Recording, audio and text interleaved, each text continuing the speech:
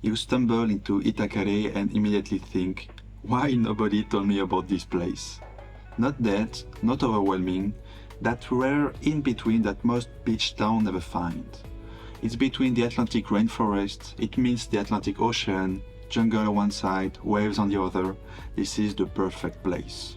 I visited Itacaré in January 2026 and it got me. These videos cover everything.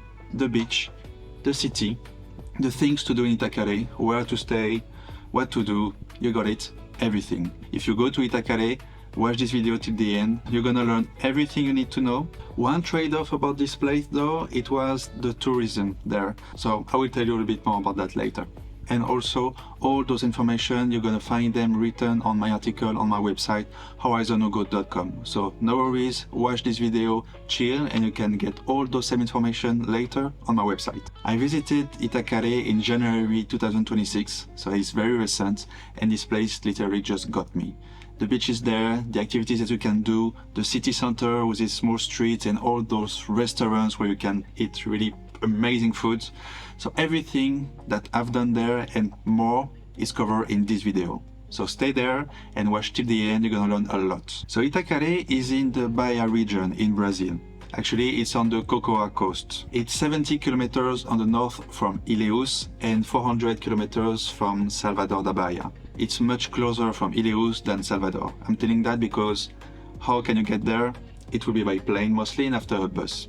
The best way to get there is to fly from wherever you are to Ilhéus. That's the nearest national international airport that you can get to, and from there after that you can either take a private taxi, there's plenty of them that will wait for you at the airport, or you can also take a bus. That's what I did, and it took me something like 2 hours to get there, so that was much longer but still worth it. The other option is from Salvador, the city itself, Salvador da Bahia. From there you take a ferry to go to the island of Tiririca, and from there you can take a bus to go up to Itacaré. That will be something like 5 hours. So it's quite a lot, and I would suggest that taking the flight to Ilhéus, it's a bit better. But if there is not, you also have this option, because you're probably gonna come from Salvador, taking a flight from Salvador to Ilhéus and after take that taxi or that bus, or from Rio.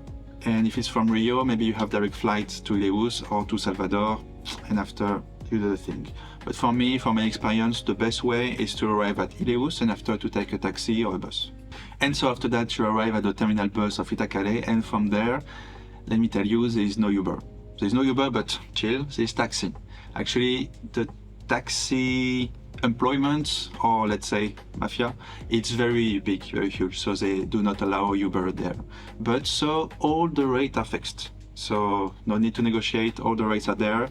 You can watch, they all have a small book, maybe just for the tourists, for the gringos, but that's the way it is. And you arrive from the terminal bus to go to your place. It's something like 30 reais, which is €5, $5. It's okay, but so you know, there is no Uber, so no need to download any app, you know, even if it's just for scooter or for taxi, the cars, it doesn't exist. It's only taxi there. But actually, normally, if you book correctly your place, you will be in the city center and you don't need to book any taxi or whatsoever after that, only maybe to go to some place very far away, or to go back to the terminal, or to go away from Itacaré. So when's the best time, the best months to go there? Well, actually, from my experience, the big summer in Brazil is from December to February. That's when you have the summer there and when you have the big holidays from Brazilian people. So that's the best month actually. In January, in February, that's where it's very hot, very good in Itacaré. That's very nice. And of course, the main activity that you can do in Itacaré are to just lay down on the beach and take the sun. Oh yes, this is absolutely amazing. There you have beautiful, beautiful beaches there.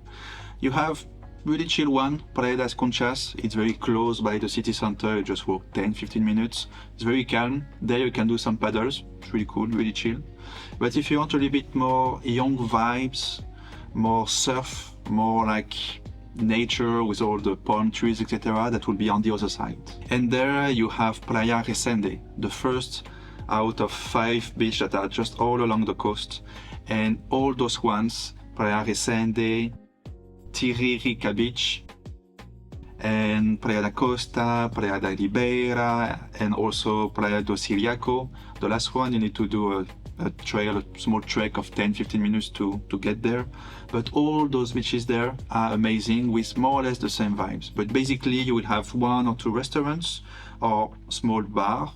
And so they will propose you like chairs and also parasol, and you just chill there the whole day if you want to.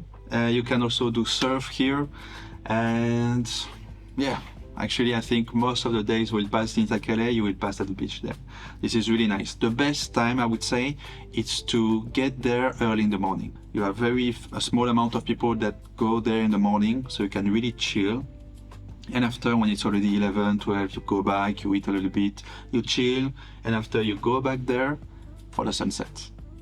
I think that's a nice schedule for your day there. If you really like to do some trekking, you can also go to some beaches even further. You have Prainha, you have Jeribucaçu, you have Itacarezinho. Apparently, those 3 are really beautiful as well, but it's a little bit further south. So either you do a trek or you catch the bus.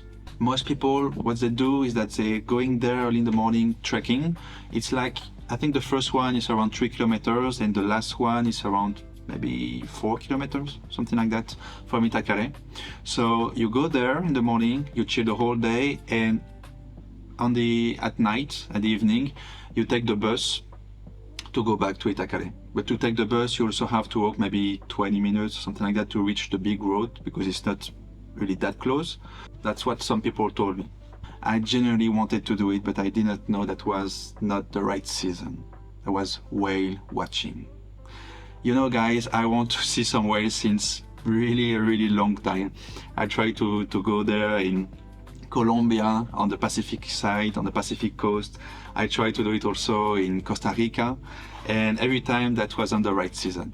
So that's really a shame. It's still the case because I was there in January. If you're going there to do the whale watching, that's not in January, that's more like in August. So just for your knowledge, if you really want to see the whales, that's not in January. That's literally the opposite. But so you know, you can do some whale watching here, but also inside the city itself you can do some other activities, or inside the whole land. I just talked about the trekking, but you can also do some trek to see some waterfalls, which is actually quite nice to do. You can also visit some chocolate farm. As I told you, this is the Cocoa Coast, because you have this climate there between the hills a little bit, and with the Atlantic coast and with the jungle, you have really a perfect climate to grow cacao. And this is amazing, because if you have never seen a cacao farm, you have to go there. This is really amazing. And actually, you have to try the cacao caipirinha. It's really amazing. They really served you the caipirinha inside the cacao, the fruit of the cacao, with the cacao like crushed. This is really good. Not my favorite, I'm gonna be honest. I prefer the classic traditional caipirinha, but this one you have to try it. That was the first time after like 4 or 5 travel in Brazil. That was the first time I tried this one. I've never seen it elsewhere, like in Rio. It doesn't exist. This. It's only in Salvador I've seen it, and also here in Itacaré. If you go there, you have to try and tell me how it is. But yeah, at the end of the day, there's many activities that you can do in Itacaré. Another one would be the rafting. You have the waterfalls, but you also have the rafting there. You can do some horseback riding. I haven't seen anyone doing it, but apparently some tours, some agencies propose them. So if you love horses, just go there and ride along the beach, you know. So you can also see spots on the street, some capoeira. And so if you really want to try the capoeira, you can go to those clubs and those schools. It's more schools than clubs, and you can ask them if they're doing like classes for foreigners, for tourists. Another thing, it's not really like a big activity itself, but it's to try to spot the micos, the small monkeys, it's called micos in Portuguese, that are on the electric rod or on the trees early in the morning, during the day, also in the evening. They're a little bit everywhere, but they're a little bit difficult to spot, but they are everywhere. And if you catch them, that's why I always recommend you to have a banana on you. If you have a banana and you approach them slowly and kindly, and you just give them a small piece, they will grab it from you. And I found this really amazing. You have to be careful, they may have the rabia, but I fed them many times in Rio, in Itacaré, Barra Grande, Ilha Grande, in many places in Brazil. I never had any problem. So I just found cute. And if you don't want to touch them, you can just like let the banana on the side and at least be close to them. I think giving them a banana, feeding them, it's okay. They're already in the cities, already looking for food. So if they will see a biscuit, they will eat it. So better it's a banana rather than a biscuit, you know? That's my point of view. So I'm just saying, if you find of monkeys, there are some in the city itself. So that's really nice, this. And also the very last activity that you can do during the day is actually the sunset. Yeah, there's already a sunset to watch in Brazil. And this one, you have to go at the Ponta do Chauru. There is various restaurants, but you also have a big land on the grass where you have a lot of people just chilling here with their own beer. You also have like small shops to buy caipirinha or beers there, but you don't have to go inside a restaurant. You're just staying there and you're enjoying the place. Really nice, really cool vibes. You can smoke joints here. There was smelling like the weed everywhere. That was a really nice vibe, really cool. A nice way to finish the day. And so yeah, if you want to go to eat something, if you want to do party, you have to go on the main street, Pedro Longo. That's the main street, that's where you have everyone, everything, all the shops, restaurants, bars, they're all here. But if you want a really true party, there's not that much in Itacaré, but you will find some bars here as well as restaurants. I won't name all the restaurants here or the bars, but if you're really curious about that, you can go on my website. As I told you, there's an article there and you have all those informations. For the hotels and the restaurants, they are listed there for the best that I found in Itacaré. But here, the list will be a bit too long and a bit boring. Go there and you will find them. So Itacaré was absolutely amazing. I really seen amazing landscape and did really cool activities. But I must say, I haven't met that many people there. Why? Because most of them were Israeli peoples and they already have their own group. I have nothing against Israeli people, but I must say that they were representing something like 80 or 90% of the people traveling here as backpackers. So they already have their own language, Hebrew. They already have their friends group. So they don't really gonna try to speak in English or try to know you, etc. because they already have the group, you know, and that makes sense.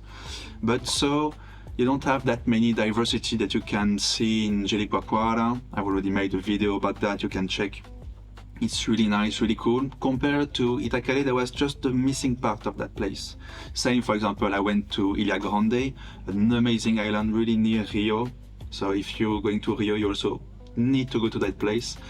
You need to follow me. I'll make a video about that place as well a bit later. Don't miss that one because really Ilha Grande, it's an amazing place. And it's quite famous apparently that in Itacaré you have in January, February, many Israeli people coming here. I spoke to some people, to some local there, and they were telling me that it's after the military drill. They have a little bit of money from the government, and so the Israelis are just traveling around the world. And apparently many are just saying, okay, well, let's just go there for 3 months in Itacaré, or there's also the Morro São Paulo, in a little bit more up north, down Salvador.